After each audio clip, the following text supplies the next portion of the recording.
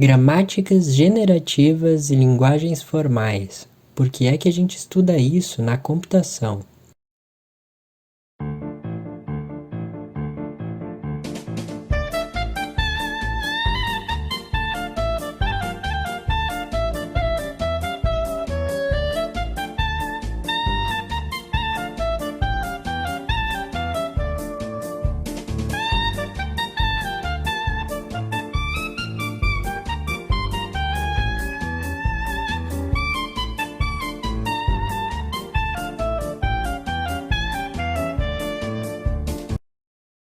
Uma linguagem é simplesmente uma forma de comunicação, e é bastante difícil chegar a uma definição coerente mais específica que essa. Apesar de serem extremamente diversas, as linguagens naturais, como o português e o inglês, contam com diversas regularidades, padrões. Sabe aquelas regrinhas de ortografia e gramática que você viu na escola? Então, é focando exatamente nessa ideia de usar regrinhas para ditar como um conjunto de palavras deve ser construído ou utilizado em uma frase, que foram criadas as definições de linguagens formais e gramáticas formais, que são, respectivamente, um conjunto de palavras sobre um alfabeto e uma tupla composta por um conjunto de símbolos não terminais, um conjunto de símbolos terminais, um sistema de reescrita de símbolos, que é um conjunto de regras de produção, e um símbolo inicial, pertencente ao conjunto de símbolos não terminais. Ou seja, linguagem formal são um monte de palavras, e as palavras são só concatenações de símbolos. Já as gramáticas são só um jeito de descrever um processo para se construir essas palavras. Só que, em geral, quando falamos de uma linguagem formal, queremos falar também da gramática formal que é capaz de produzir todas as palavras daquela linguagem. Resumindo, linguagem, quais são as palavras? Gramática, como eu construo essas palavras? O coração disso tudo está nas gramáticas generativas, que foram propostas por Noam Chomsky em 1956, para basear uma teoria de sintaxe das linguagens naturais. O objetivo dele era poder analisar essa sintaxe mais formalmente, e a ideia era modelar as sentenças que a gente usa nas linguagens naturais de uma forma em que elas seriam obtidas a partir de um símbolo inicial e sucessivas aplicações de regras, que transformam esse símbolo. Isso porque, com essas regras, a gente poderia calcular formalmente algumas propriedades dessa linguagem, e até descobrir ou expor regularidades, exceções e implicações sobre a construção dessas sentenças. Mas isso tudo são problemas da linguística, não da computação. Inclusive, essas gramáticas de Chomsky são mais amplamente estudadas em linguística mesmo, onde se vê, por exemplo, que uma linguagem regular é poderosa o suficiente para modelar a morfologia da linguagem inglesa, mas não a sua sintaxe. Lá na linguística, vão debater extensões e alternativas para tentar alcançar um sistema que modele melhor as linguagens naturais, o que é um problemão, já que elas estão longe de serem criadas ou mantidas em ambientes controlados. Essas linguagens são vivas, estão sempre se transformando, e as novas regras que surgem não têm necessariamente uma justificativa, precedente ou coerência com as anteriores. E é aí que entra a computação. Fomos nós que oferecemos esse ambiente controlado, para o qual as gramáticas generativas funcionam tão bem. Afinal, a gente basicamente precisa se comunicar com as máquinas. E se tem uma coisa que as máquinas gostam, é regularidade. Mas pra gente é bem contraintuitivo, confuso e difícil de acompanhar se comunicar com os zeros e uns que, no fundo, é o que a maioria esmagadora das máquinas atuais entendem.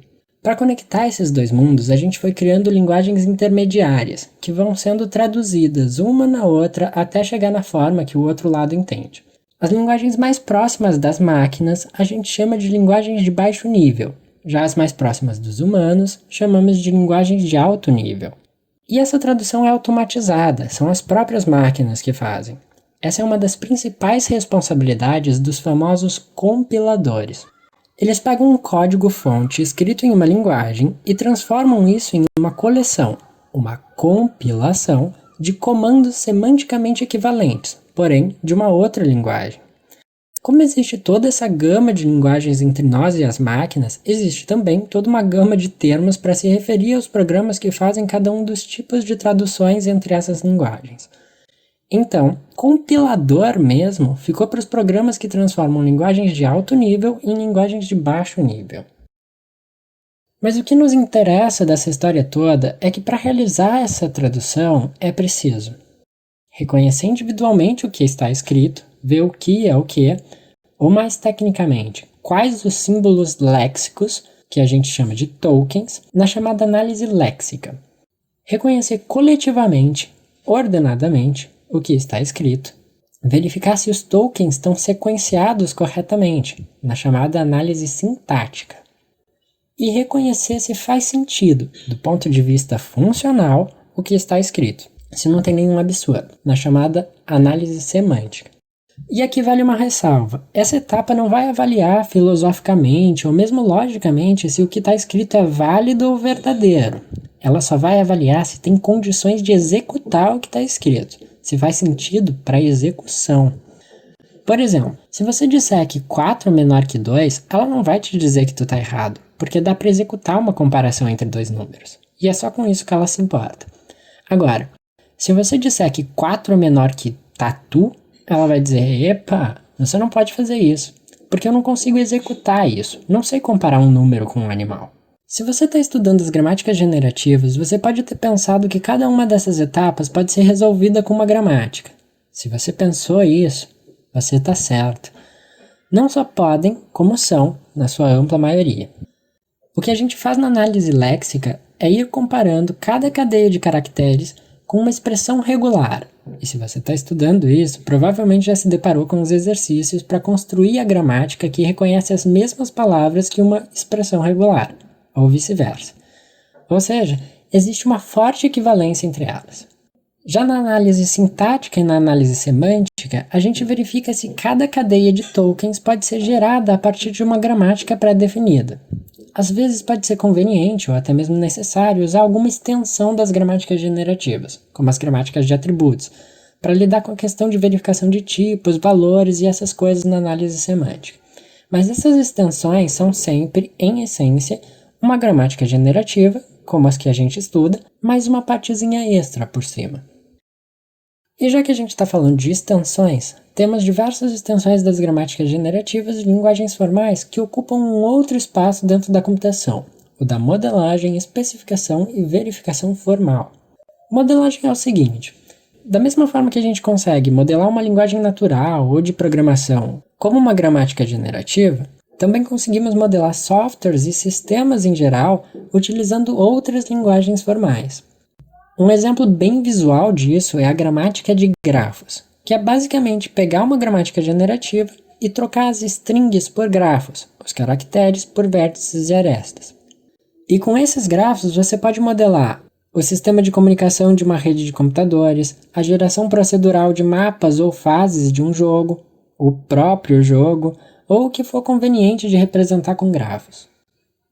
Quanto à especificação e verificação formal, é só você pensar que, da mesma forma que nós usamos a lógica proposicional para provar coisas, fazer deduções, implicações de um conjunto de premissas em uma conclusão através de um desenvolvimento lógico, nós também podemos usar as linguagens formais para provar coisas, deduzir ou mesmo induzir a partir de um desenvolvimento lógico-matemático sobre um conjunto de regras ou qualquer componente que define a linguagem formal.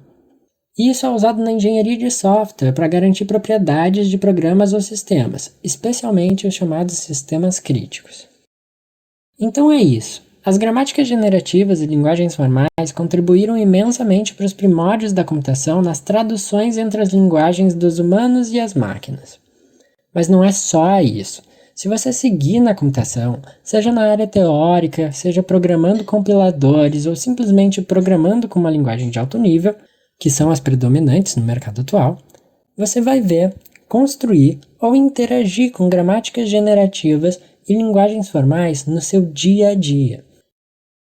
E, claro, se esse vídeo expandir o seu universo de palavras, fazendo você reconhecer que gramáticas generativas e linguagens formais fazem parte do vocabulário do dia a dia da computação, veja regularmente os vídeos do Pequena Comp, deixe um like livre de contexto, faz um comentário sensível ao contexto e compartilhe irrestritamente esse vídeo para que um número recursivamente inumerável de gente possa vê-la.